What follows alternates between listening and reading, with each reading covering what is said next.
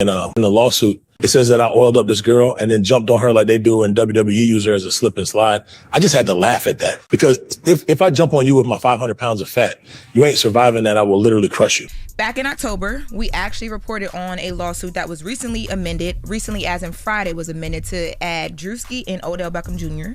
And what the woman is accusing them of is raping her, allegedly, along with Diddy. So Odell Beckham Jr. and comedian Druski are speaking out after they have been allegedly accused of sexual assault in this amended Diddy lawsuit. Two new celebrities have been named in the ongoing litigation against troubled music executive Sean Diddy Combs. In an amended complaint filed by Ashley Parham, who accused Diddy in an October filing of Gang R Her in 2018 after she insinuated he had something to do with the death of Tupac Shakur. Parham has named Odell Beckham Jr. and comedian Druski, real name Drew Desbordes, as two of her assaulters.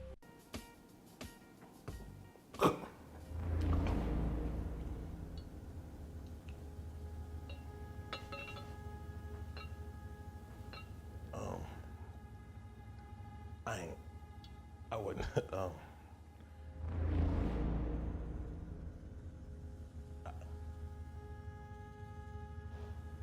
Shot. Both individuals have denied her claims. In the amended complaint filed March 7th, Parham alleges Druski doused plaintiff with more lubricant and then jumped on top of plaintiff's naked and oiled body before R-ing plaintiff vaginally. She also alleges that one of the defendants previously listed as John Doe to be Beckham.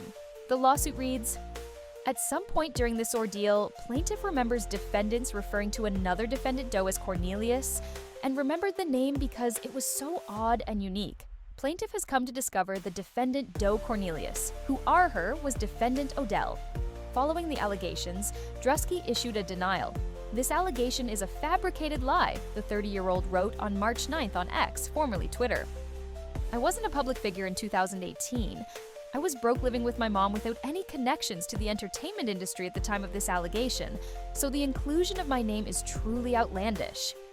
He continued, "My heart breaks for actual victims of abuse, but I'm fully confident that the evidence will expose this falsehood and the individuals who are maliciously trying to game the legal system to peddle false narratives." Odell, for his part, replied directly to Druski's statement. "Boy, I'll tell you what," he tweeted in response.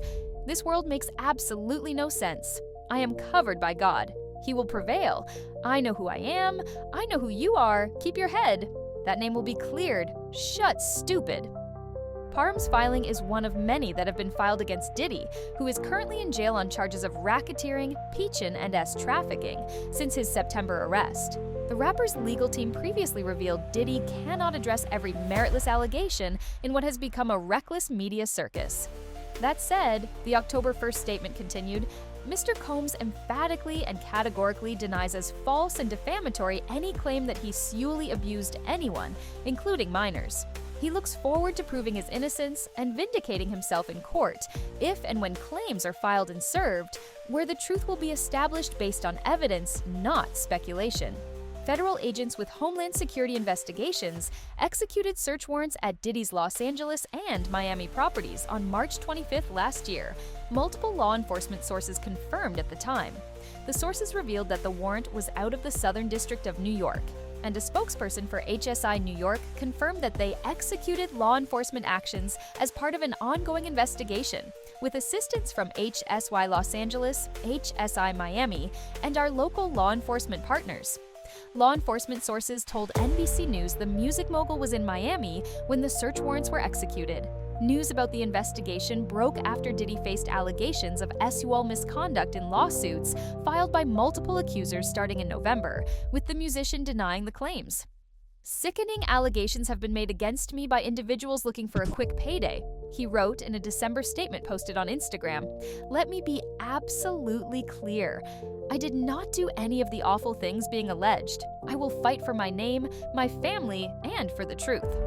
His lawyer spoke out the day after HSI executed the search warrants at the rapper's LA and Miami properties.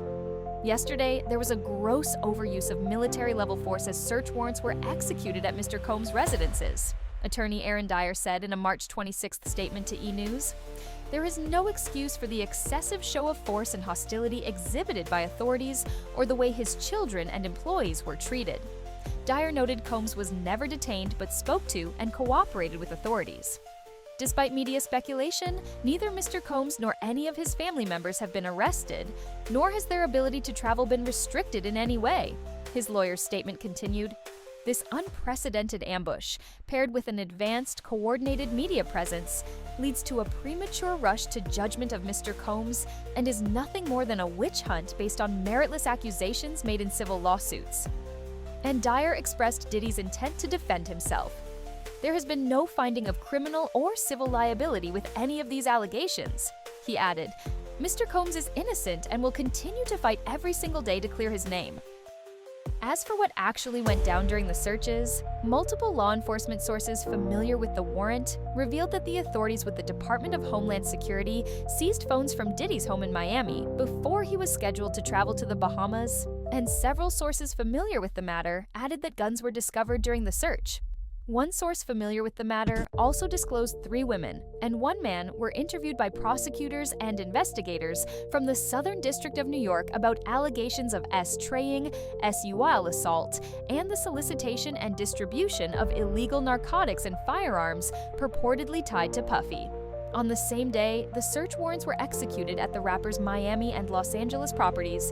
One of his associates, Brendan Paul, was arrested by the Miami-Dade police on suspicion of drug possession, a law enforcement source familiar with the matter told NBC News. According to the Miami-Dade arrest affidavit obtained by the outlet, Paul was taken into custody for allegedly possessing suspected cocaine and suspected marijuana candy. Prison records Paul was released on March 26th after posting bond. "We do not plan on trying this case in the media," Paul's attorney Brian Bieber said in a statement at the time. "All issues will be dealt with in court." In May this past year, Paul accepted a plea deal, with his lawyer Bieber telling People magazine, Brendan accepted the prosecutor's offer to permit his entry into the diversion program, which, after completion, the case against him will be dismissed in its entirety. Diddy was arrested in the lobby of a New York hotel on September 16, 2024. "We are disappointed with the decision to pursue what we believe is an unjust prosecution of Mr. Combs by the U.S. Attorney's Office," his lawyer, Mark Agnifilo, said in a statement at the time. "He is an imperfect person, but is not a criminal. To his credit, Mr. Combs has been nothing but cooperative with this investigation, and he voluntarily relocated to New York last week in anticipation of these charges." The lawyer added, "Please reserve your judgment until you have all the facts. These are the acts of an innocent man with nothing to hide, and he looks forward to clearing his name in court." Following his arrest, Diddy was held at the Brooklyn Metropolitan Detention Center, where he was denied a $50 million bond. The music mogul was also placed on suicide watch, which a source revealed is a customary procedure for high-profile inmates. He has since been taken off. He was assigned to the same area of the jail as cryptocurrency fraudster Sam Bankman-Fried, a source told NBC News. Comedian Jeff Wittek came forward on September 29th to say he attended one of Diddy's F-off parties around 2010 in a Miami mansion. "It was like 8 stories high, and it just kept going up," Wittek said on Jeff FM, "and the higher you went, the weirder S was going on." I had a realization that I had been to a Diddy party. Actually, I swear, I'm not even kidding. Yeah. I actually went to a Diddy lingerie sex party, freak off party in Miami at a mansion. It was like 8 stories high, and it just kept going up, and the higher you went, the weirder shit was going on. "I saw Live S happen that night," he continued. "That's the first time I saw that happen ever in my life. And did I partake? No, but I got for king drunk there. As Wittek put it, it's just crazy. I was literally there. I lived through it." And over time, more high-profile names, most noticeably those of Jay-Z and Beyoncé, kept dropping. Beyoncé and Jay-Z's lawyer spoke out after Piers Morgan's TV guest Jaguar Wright claimed the couple had more victims than Diddy. There's rumors, and then there's nonsense, and this is one step further, lawyer Alex Spiro told TMZ on October 9th. "This is a formal and pointed accusation of something." Their attorney told Piers to remove that false accusation, which the host later did and apologized. "As I noted at the moment," Piers said on his October 8th show, They were not present to respond or defend themselves. But now they have. Their lawyer has contacted us to say those claims are totally false and have no basis in fact. And with the pressure mounting on the New York native, more bad news surfaced after it was revealed that one of his lawyers called it quits ahead of the hearing. Attorney Anthony Rico asked to withdraw from the rapper's defense for his May trial because he could not effectively serve as counsel under any circumstances. Rico, who is one of 6 attorneys on the case, requested in the February 21st filing to withdraw his representation because under no circumstances can I continue to effectively serve as counsel for Sean Combs, consistent with the ABA standards for criminal justice.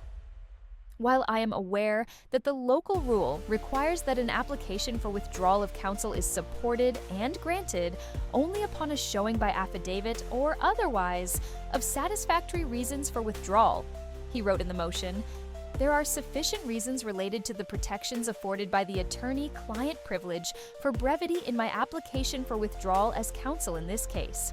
Rico noted that there wouldn't be a lapse in representation since the rapper was charged with racketeering conspiracy, traying by force, fraud, or coercion, and transportation to engage in peachin, to which he pleaded not guilty, will continue to be represented by 5 other attorneys on record.